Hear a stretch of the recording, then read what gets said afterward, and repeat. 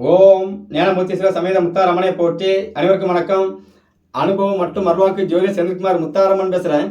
இந்த பதிவில் 12 ராசியில் பிறந்த அன்பர்களுக்கு எந்த எந்த விஷயங்களை யார்கிட்ட சொல்லணும் சொல்லக்கூடாது அப்படிங்கிறத முதல்ல கண்டிப்பாக தெரிஞ்சு வச்சுக்கணும். எல்லா விஷயத்தையும் போய் நம்ம எல்லாத்தையுமே சொல்லி அது சில நேரத்தில் பிரச்சனையாக மாறி பெரிய பெரிய பூகம்பெல்லாம் வெடிக்கும் குடும்பத்துக்குள்ள. அப்போது ஒருத்தர்கிட்ட நம்ம ரகசியம் சொல்லலாமா சொல்லக்கூடாதா அப்படிங்கிறத உங்கள் குடும்பத்தில் என்னென்ன ராசி இருக்குது, என்ன ராசி இல்லை, எந்தெந்த ராசிக்காரங்களை நம்ம சொல்லலாம் சொல்லக்கூடாது நீங்கள் தெரிஞ்சு வச்சுட்டீங்க அப்படின்னாச்சுன்னா குடும்பத்துக்குள்ள சில இடங்களில் பிரச்சனையே இல்லாமல் ஈஸியாக நம்ம வெளியே வந்துடலாம். ஏன்னா முக்கியமான ரகசியமான ஒரு விஷயமா இருக்கும். நம்ம என்ன ரகசியம் அப்படின்னா என்ன, நீங்களே அதை பத்திரமா வைக்கிறது பேர் தான் ரகசியம். ஆனால் அதை ஃப்ரெண்ட்ஸு நட்பு வட்டாரம் அப்படின்னு சொல்லி விளையாட்டு போல சொல்லி அதை அப்படி காற்று வாக்கில் பரவி பெரிய பூகமெல்லாம் வெடிக்கும். அப்போ இந்த மாதிரி ஒரு விஷயத்தை நம்ம தெரிஞ்சு வச்சுக்கிறது நல்லது அப்படிங்கிறதுக்காக ஒரு சில விஷயத்த சொல்லணும் அப்படிங்கிற தோணுச்சு. சரி வீடியோவில் கொடுத்துடலாமே மக்களுக்கு அப்படிங்கிறக்காக அந்த வீடியோ. சரி முதல்ல இந்த ரகசியம் என்று சொல்லக்கூடிய ஒரு விஷயத்தை யார்கிட்ட சொன்னால் அந்த விஷயம் வேகமாக பரவி போகும் அப்படின்னு கேட்டிங்கன்னா, மிதுனம், துலாம், கும்பம் இந்த ராசி லக்னத்தில் பிறந்தவங்ககிட்ட ஒரு விஷயத்த சொல்லி அந்த விஷயத்த நீங்கள் போய் சொல்லிட்டு வரான்னு சொன்னீங்கன்னா அப்படி காற்றுல பறந்து போய் நிற்கும். நீங்கள் யோசிக்கிறதுக்கு முன்னால் செல்ஃபோனில் எப்படி நீங்கள் எங்கேயோ ஒரு பக்கம் இருந்து ரிங் தட்டினவங்க இங்கே கேட்குது, அது போல் காற்றுல வேகமாக போய் சேரும். அவங்களுடைய குணம் அப்படிங்கிறது பார்த்தீங்கன்னா, ஒரு விஷயத்த நீங்கள் சொல்லிட்டீங்க அப்படின்னாச்சுன்னா, ஐயோ சொல்லிட்டானே மண்டக்குள்ள ஊறிட்டு இருக்குது, ஏதோ ஒன்று பண்ணியே ஆகணுமே சொல்லி ஆகணுமேன்னு சொல்லி அவங்க அப்படியே கொண்டு அசால்ட்டாக சொல்லிடுவாங்க.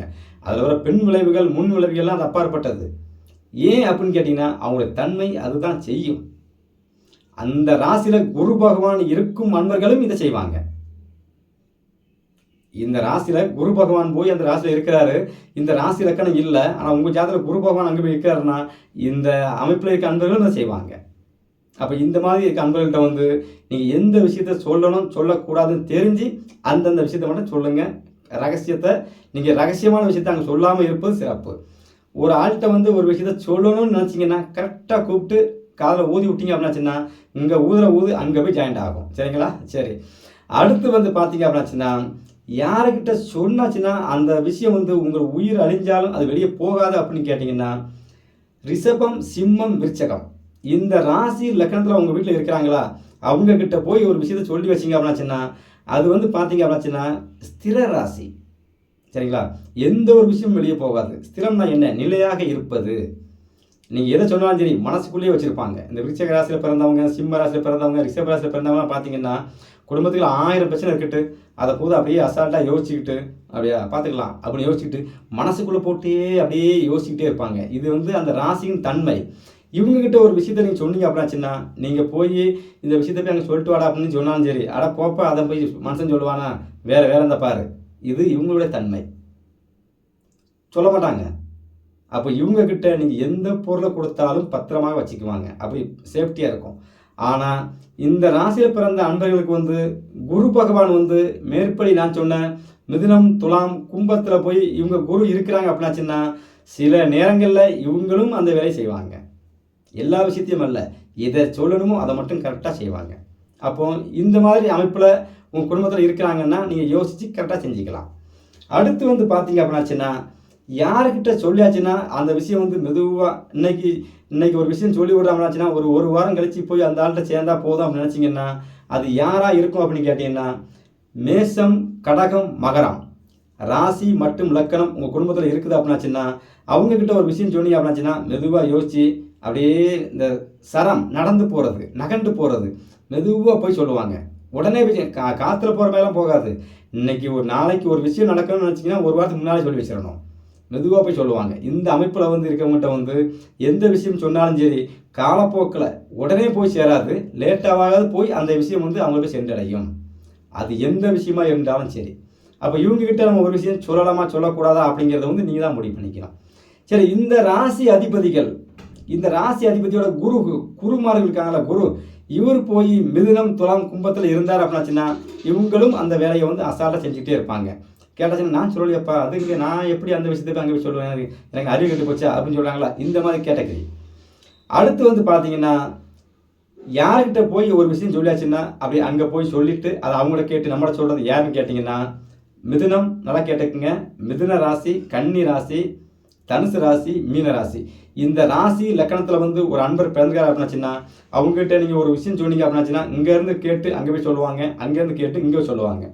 அது நல்ல விஷயமா இருந்தாலும் சரி, கெட்ட விஷயமா இருந்தாலும் சரி, எந்த விஷயமா இருந்தாலும் சரி, அது வந்து அவங்களுடைய குணாதிசயங்கள் இப்படித்தான் இருக்கும். அப்போ ஒரு ஜாதகம் வந்து குரு பகவான் வந்து மிதுனத்திலையும் மிதுன ராசியிலையும் மிதுன ராசியிலையும் கன்னி ராசியிலையும் தனுசு மீன ராசியில குரு பகவான் இருக்கிறவங்களுக்கும் இந்த பழக்கம் இருக்கும். இங்கேருந்து ஒரு கதையை கேட்டு போய் இந்த கதையை இன்னார் இப்படி சொன்னாங்க பார்த்துங்க அப்படிம்பாங்க. அந்த கதைக்கு அவங்க என்ன சொல்கிறாங்கன்னு கேட்டு அதை அப்படியே கொண்டு இங்கே சொல்லுவாங்க. இந்த தன்மை இவங்ககிட்டையும் இருக்கும். அப்போ முதல்ல வந்து நம்ம யார்கிட்ட எந்த விஷயம் சொல்லணும் சொல்லக்கூடாது, ரகசியமாக எதை வைக்கணும் வைக்கக்கூடாது அப்படிங்கிறத ரகசியத்தை யார்கிட்ட சொல்லணும், வெளிப்படையாக சொல்லக்கூடிய விஷயத்தை யார்கிட்ட சொல்லணும் தெரிஞ்சு நம்ம ஒரு விஷயத்த பேசும்போது என்ன ஆகுன்னா, குடும்பத்துக்குள்ளேயும் சண்டை கிடையாது, ஊருக்குள்ளேயும் சண்டை இல்லை, நண்பர்களும் சண்டை இல்லை, கணவன் மனைவியும் சண்டை இல்லை. இது தெரியாமல் தான் சில பேர் வந்து நண்பன் அப்படிங்கிற பழக்கத்தை வசதிலையும் சொந்தக்காரங்கிற பேர்லேயும் சரி ஒவ்வொரு விஷயத்த சொல்லிட்டு சொந்த பந்தங்களை வெட்டுப்புலி போட்டு போகிற லெவலாம் இருக்குல்ல. சரிங்களா? சில உறவுகளை பார்த்தீங்கன்னா வெட்டுப்புலி போட்டு போகிற லெவலாம் போயிடும், அருவாத்திட்டு போய் நிற்பாங்க வந்து பாடுறா அப்படின்ட்டு. இதெல்லாம் என்னென்னு கேட்டிங்கன்னா, அவங்க ஜாதகத்தில் இருக்கிற குருவின் தன்மையை வச்சும் உங்கள் ராசி லக்கணம் என்ன பஞ்சபூத தத்துவத்தில் வந்து என்ன தத்துவமாக வருது அப்படிங்கிறத தெரிஞ்சு வச்சு நம்ம வந்து அந்த கரெக்டாக அந்த விஷயத்தை செஞ்சோம்னாச்சுன்னா வாழ்க்கையில் சண்டைங்கிறதே கிடையாது. நம்ம ரகசியம் நம்மக்கிட்டே இருக்கும், நம்ம யார் கதையும் கேட்கலாம் கேட்க வேண்டியதில்லை, நம்ம கதையை நம்ம பாட்டு பார்த்துட்டு போயிட்டே இருக்கலாம். இதை வந்து விளையாட்டாக ஒரு விஷயம் பேசணும் அப்படிங்கிற அந்த வீடியோ பேசினேன். நிறைய பேருக்கு பயனாக இருக்கும். சரிங்களா? ஏன்னா இன்றைக்கி வந்து விளையாட்டு போல் ஒரு விஷயம் பேசுவோம், டக்குன்னு பார்த்தீங்கன்னா அடுத்த நாள் வினையாக வந்துடுதில்ல. ஒரு பக்கம் போய் நண்பர்னு சொல்லி பேசிக்கிட்டு இருப்போம், அவருக்கு இன்னொரு நண்பராக இருப்பார், அவர்கிட்ட போய் இன்னார பார்த்துக்கப்பா ஒன்றை படி இப்படி சொல்கிறான்னு சொல்லி அந்த நண்பர் நம்மகிட்ட சண்டைக்கு வர அதுக்கு காரணமாக இவர் வந்துடுவார். அப்போ ஒரு விஷயத்தை சொல்ல போய் இவர் அங்கே சொல்லி அவர் நம்மளை சண்டை போட்டு அந்த நட்பும் போயிடும், இந்த நட்பும் போயிடும். அதனால தான் எந்த விஷயத்தை யார்கிட்ட சொல்லணும் தெரிஞ்சு கரெக்டாக நீங்கள் சொல்லும்போது சண்டை சச்சரவு எதுவுமே கிடையாது. நீட்டாக அவங்க வேலையை பார்த்து போயிட்டே இருக்கலாம். சரிங்களா? சரி, எல்லோருக்கும் என் தாய் முத்தாரம்மன் பரிபூர்ணமாக கிடைக்கட்டும். நன்றி, வணக்கம்.